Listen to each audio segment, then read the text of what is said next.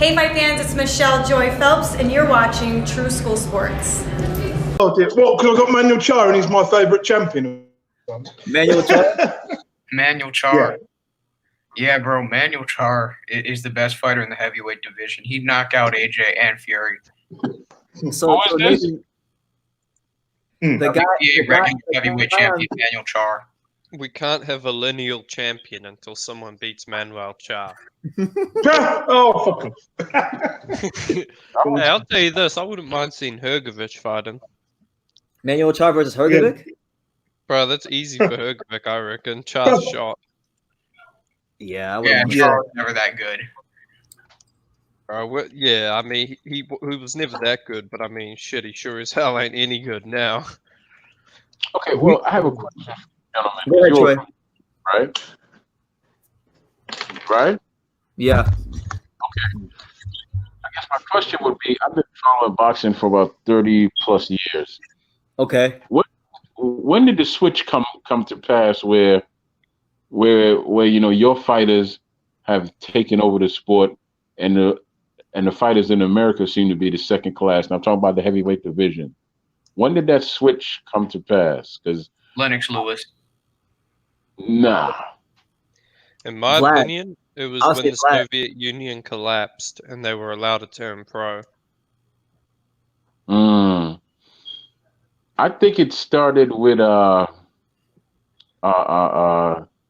Emmanuel Steward with the Klitschko. Well, even though, like you said, they're not from the UK, they're from there. But the Klitschkos reached out to Emmanuel Steward, and then he changed their style. I'm trying to think who was there first. Was Lewis there first, or were the Klitschko brothers at Kronk first? I don't really remember. I think it was Lewis. Lennox was there first. Yeah, Lennox was there first. Right. And Lennox Lewis really, at one point, Stewart really didn't care for him. Remember, I can't remember the fight where Stewart was cussing at him and said, "Put this mother out, man! Put him out! Put him out! Put him out! Why are you playing with him?" It was Evander Holyfield. Probably Holyfield.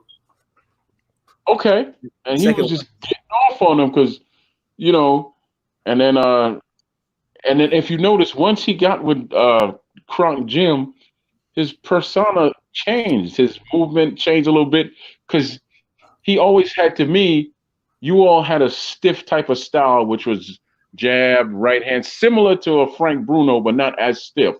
Yeah, jab, I agree. right, and all that. But once he came over here to Kronk, he got more fluid, and I think a lot of trainers realized that you all, as fans and as a boxing community overall, are more established, so they can make more money over there, so they flocked over there, or y'all came over here to them, right?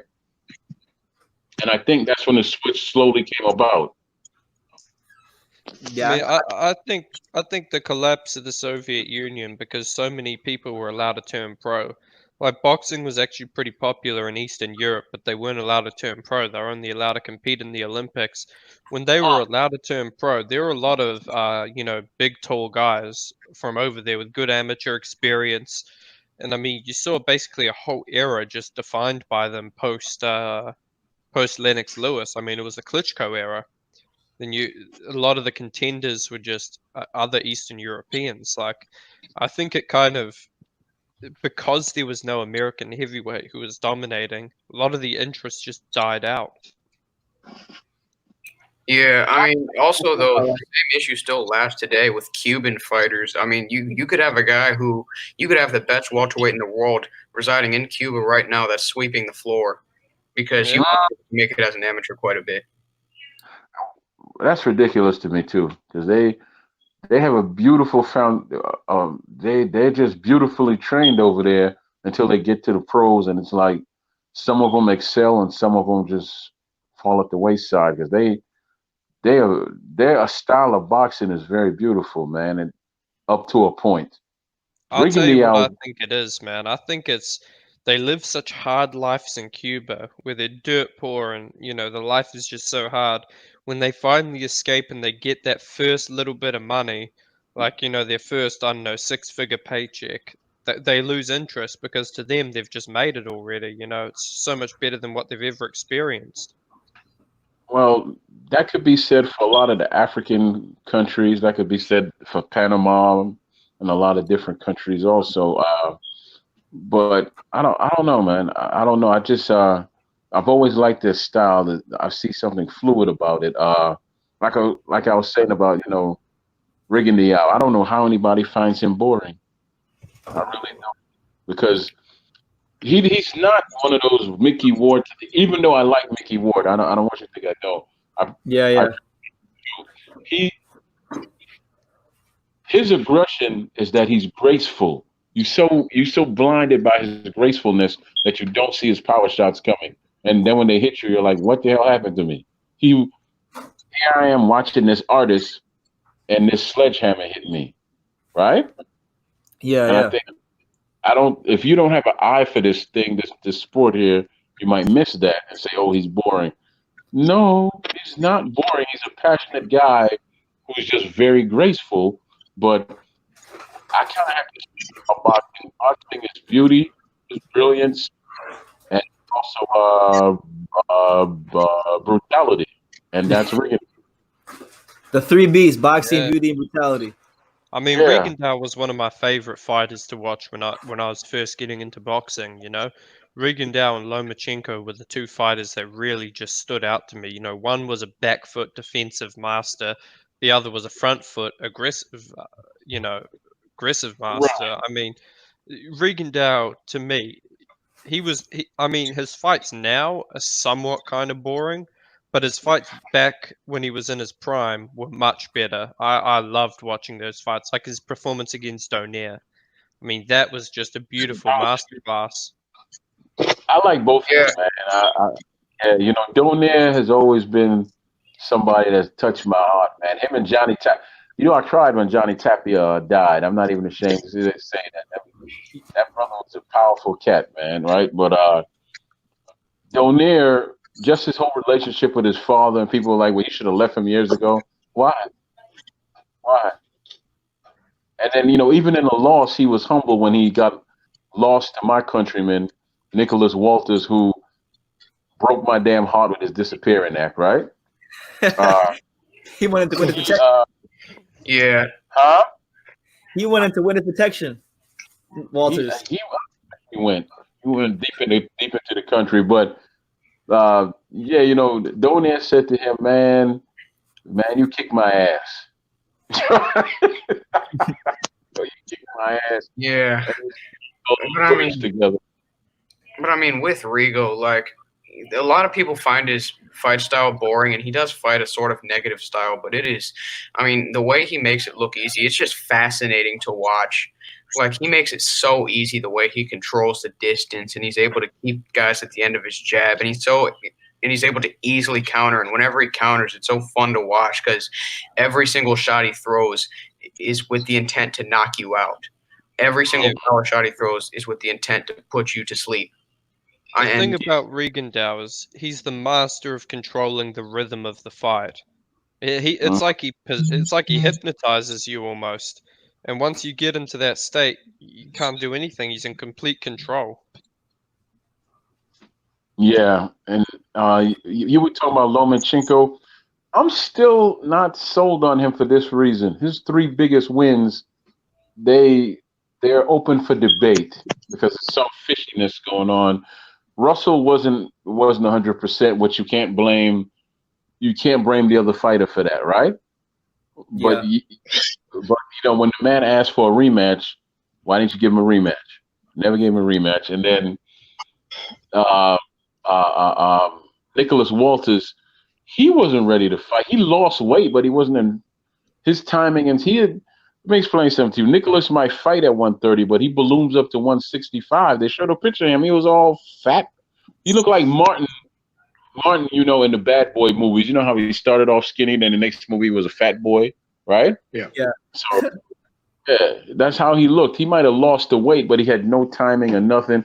And you telling me you took Donaire's left hook, and this is Nicholas Walters I'm talking about, but you quit because Lomachenko hit you a couple of times? Nah, you're never going to sell me that one. He took Donaire's left hook more than once and stumbled around. He went back to the corner, and and his trainer who speaks Spanish, because he speaks fluent Spanish, asked him if he was hurt, and he said to him, "Are you crazy? Are you crazy? Are you loco? Are you loco?" He said so, which told him he was fine, but he wasn't fine because his legs were still, And then the Rigondeaux, poor guy, had to move up 2 weight classes to fight because nobody at 126 wanted it. Nobody. Not one of the dudes. Frampton and Santa Cruz weren't too keen on it. It's easy to find these criticisms, but I think just skillfully when you watch Lomachenko, it's undeniable he's a great technical boxer. Like, we can tear apart his resume, but look, at the end of the day, his job is to go in there and win, and he beat all those guys. He's not to blame if someone else is lazy. I understand the Rigondeaux fight. Look, I feel sorry for Rigondeaux, man. That guy should have been fighting Leo Santa Cruz, Carl Frampton, Scott Quigg, instead of Lomachenko. Those guys, they ducked him. They all ducked him. He would have killed Scott Quigg. He would have killed all of them. I think Rigo was being ducked by his own mandatories. I mean, that's that's how hard it was for him to get just one fight, that he had to go fight Japanese journeyman in order for him to fight somebody, a human being.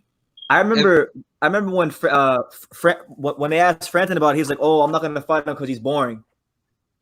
Yeah. Frampton said, and I quote, "I have a family to feed, and he's not the type that generates a lot of interest." And and to him, I said, "That's a punk right there." That's a punk. Man. If you're a real fighter chasing legacy, you want to fight these ugly styles, like quote unquote styles that are going to make you look ugly, because you want to prove that you can overcome them and that you can beat great champions. Not about I don't want to fight him because he's boring. That's a code word for, look, this guy's going to make me look real bad. I don't want to look bad. But boxing's a business. My God, boxing's a business. Boxing's a business, but I ain't making any money, so I don't care. Rigondeaux was not a big. The casual fan doesn't want to see Rigondeaux. That's why it never happened. They don't want to see people. I want to see Rigondeaux, though, man. We want to see it. If Carl Frampton thinks the fight will be boring, well, how about he go in the ring and make it exciting? Well, we like casuals pay the wages of the boxing fans. As hardcore fans, we don't pay the most of the wages. It's the casuals that want to see it. I ain't gonna justify that, man. I want to see best fight the best. I don't care about what casual fans think. So do I, but the casuals don't. To hell with the casual fans. Listen. Rigo's one of those guys. If you put fighters who have an aggressive style in front of him, he's gonna be entertaining. But if you put somebody who's like I don't know if you guys remember when he fought Drian Francisco on the Cotto Canelo undercard. It's one of the if you put a guy like that in front of him, then it's a glorified sparring session, because the guy's gonna sit there on the outside and not do a lot of punches and let him do what he wants. But one thing that actually did make Rigo a little bit negative and somewhat made him boring in some of his fights, or even early on, was the fact that he had an amateur style, which meant that he would win like the majority of the rounds early on. Then he would just run around and just let the time pass pretty much. I mean, he was up against, I think it was Ricardo Cordoba, like 8-1. Oh my God! Pretty much just stopped. He just started running around, just countered him when he came in, and I mean, he just pretty much stopped performing. He got bored. Yeah, straight up. And in the amateurs, if you're winning the first 2 rounds comprehensively, the trainers teach you pretty much just run around, let the time pass. You're going to get the decision. Okay. Yeah.